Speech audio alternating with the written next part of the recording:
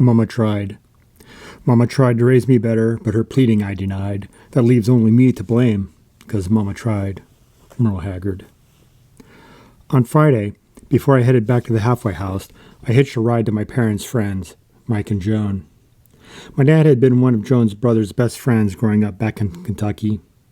They used to race their cars and drink moonshine while avoiding the police until my dad dropped out of high school to join the Air Force at 17.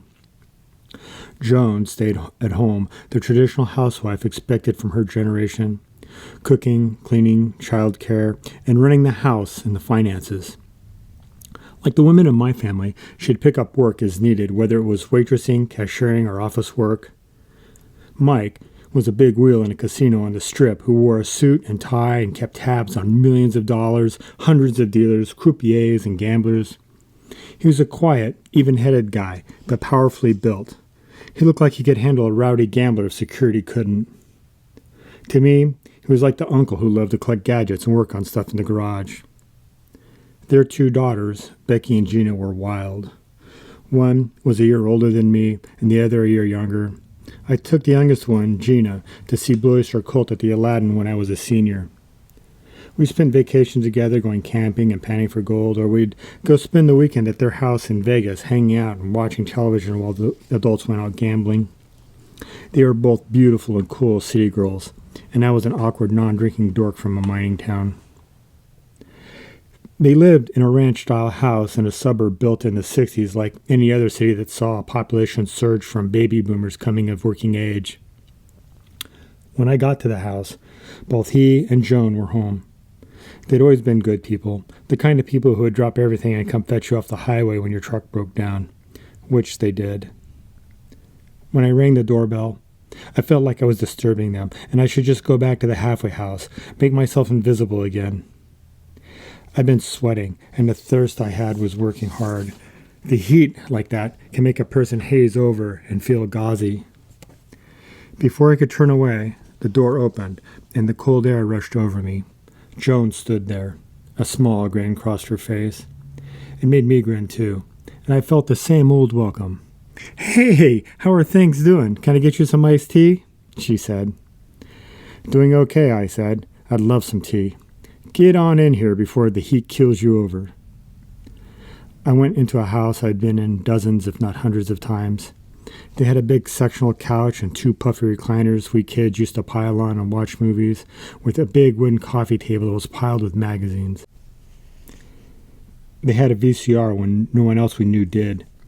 I felt like a teenager again, visiting, and everyone was about to show up or walk around the corner or come in from the back room or the backyard, where we'd all be grilling burgers and hot dogs and eating deviled eggs and ambrosia.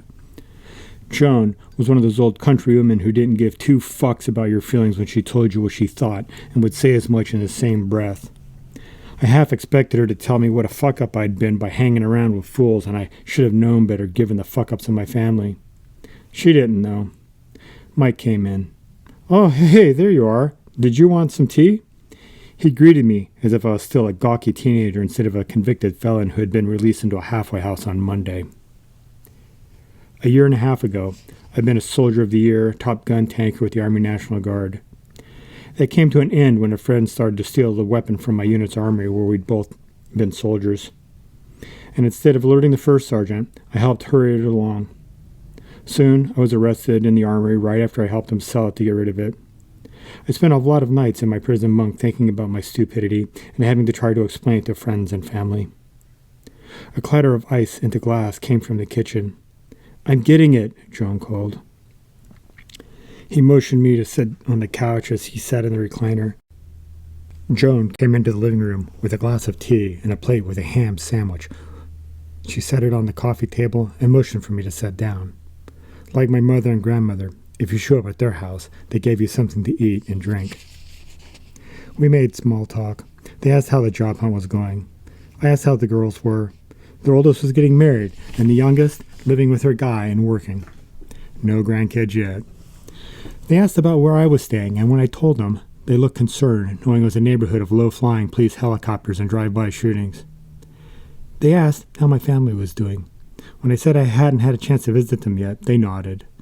Joan said, "We haven't seen them since what happened. Your mother just closed herself up. Mid-bite of a ham sandwich, a chill flowed through my heart. While I worried about my mom and knew what had happened was difficult for her, hearing Joan was the witness testimony of her closest friend that made it real and breathing in the world. I hurt my mother. I changed her. Joan refilled the tea. I was glad I'd come. It wasn't as bad as I'd feared. In fact, it was reassuring. I'd been stressed about meeting friends and family and the awkwardness of talking with them and the inevitable questions about prison or, "What the hell were you thinking? I told you not to hang around with bad people," lectures. But this was mostly loving. "Gosh, we haven't seen you in so long. How are things now in the present moment for you? We know you had it hard, so hard. Can we help?" And they did. They relieved me from an overwhelming sense of shame, at least for a moment.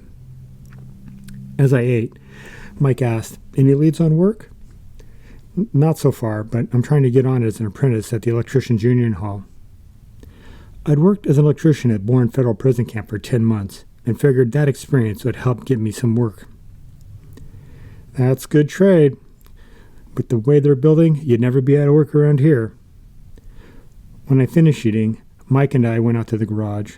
He had an old 10-speed bike with the swoop-down handlebars. The paint had faded with age, and the chain needed some oil, which Mike applied. It had a headlight and a tail light that were both powered by an electric generator the size of an electric toothbrush handle. It also had a rack on the back to strap things on. In those days, you could ride a bike back and forth across Vegas fairly quickly. I'd done it quite a bit before my arrest. In fact, I technically owned a bike still, at least in theory, but I was sure it had either been impounded or stolen. I'd ridden it to the armory and locked it to the bike rack when I'd gone to see the battalion commander. He had requested a meeting, so I went. Inside his office were 2 agents of the Bureau of Alcohol, Tobacco, and Firearms, who read me my rights and cuffed me for my role in covering up the machine gun for my friend. They led me across the assembly hall and out into the bright April light, where cameras and reporters from local television stations awaited me. The perp walk, now the equivalent ridicule of pillory and public flogging. Looking back, I'm sure the agents called ahead and arranged for the drama of a made-for-TV moment. My bike, though, remained there. I didn't feel the need to go back now to see if they kept it safe for me. As the military saying goes, gear left adrift is a gift. I knew someone had bolt cutters and removed it, and my bike was probably found its way into a garage not unlike Mike's. Before leaving, I asked for their daughter Gina's number so I could give her a call. We'd been closer in age, so spent more time together. It'd be good to hang out and catch up. I felt as if I were turning a corner now. I felt I was able to start seeing people I'd known when I was free.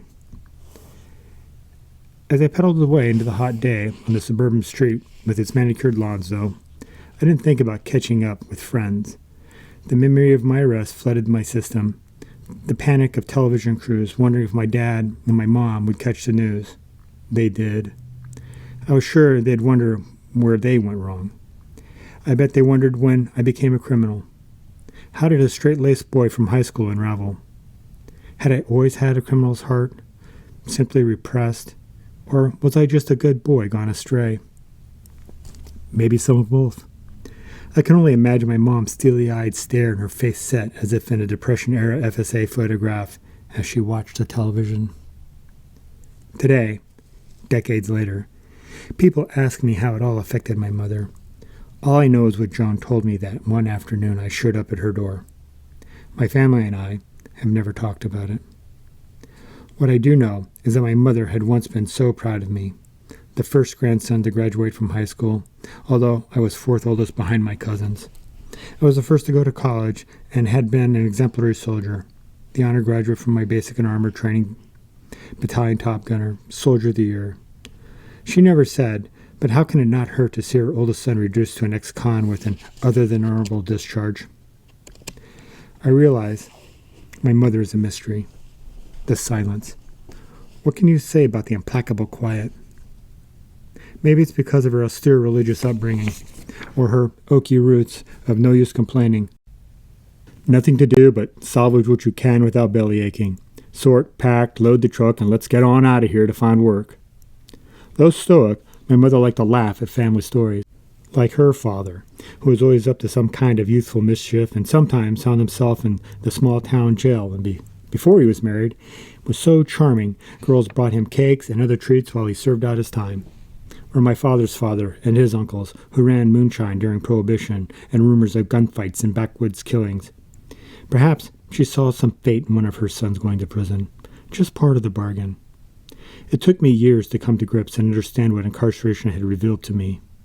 While my family became more law and order, more tough on crime, and more war on drugs, the cruelty and punishment for punishment's sake and pro-death penalty as revenge and not deterrence, I became more about rehabilitation and prevention through social change, more education and programs to help with addiction and mental health and reduce sentences, finding ways to help integrate people back into society and ways to help families of those caged.